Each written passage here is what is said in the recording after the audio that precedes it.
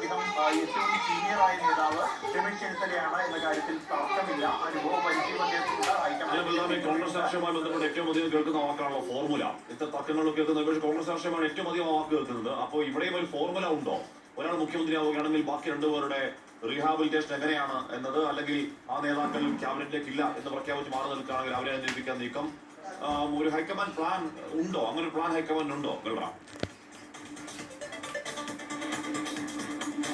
Hershey, അത്തരത്തിലൊരു formula അത് രൂപപ്പെട്ടു വരേണ്ടത് ഇന്നത്തെ ഈ യോഗത്തിൽ തന്നെയാണ്. അത് മറ്റ് നേതാക്കൾക്ക്, മറ്റ് മാറി നിൽക്കേണ്ടി വരുന്ന മറ്റ് രണ്ട് നേതാക്കൾക്കും അംഗീകരിക്കുന്നത് കൂടിയായ ഒരു ഫോർമുലയാണ് ഉയർന്നു വരേണ്ടത്. നിലവിലെ ഈ യോഗത്തിലേക്ക് എത്തുന്നത് വരെയും മൂന്ന് നേതാക്കളും തങ്ങളുടെ അവകാശവാദത്തിലൊന്നും പിന്നോട്ടില്ല എന്ന നിലപാടിൽ തന്നെ ഉറച്ചു നിൽക്കുകയാണ്. ഒരു സമവായം എന്ന നിലയിൽ രമേശ് ചെന്നിത്തലയുടെ പേര് ഉയർന്നു വന്നേക്കാം എന്ന തരത്തിലുള്ള സൂചനകൾ നേരത്തെ ഉണ്ടായിരുന്നുവെങ്കിൽ പോലും KCയുടെ പേര് അത് AICC മുന്നോട്ട് വച്ചിരിക്കുന്നു എന്ന് തന്നെയാണ് ലഭ്യമാകുന്ന വിവരം. നേരത്തെ വിനീത തന്നെ അക്കാര്യം റിപ്പോർട്ട് ചെയ്തതാണ്. KCയുടെ പേരാണ് ഇപ്പോൾ ഉയർന്നു വന്നിരിക്കുന്നത്.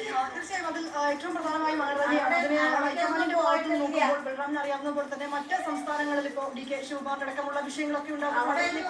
മറ്റ് സംസ്ഥാനങ്ങളിലേക്ക് നമ്മൾ വരുമ്പോഴും ഇത്തരത്തിലേക്ക്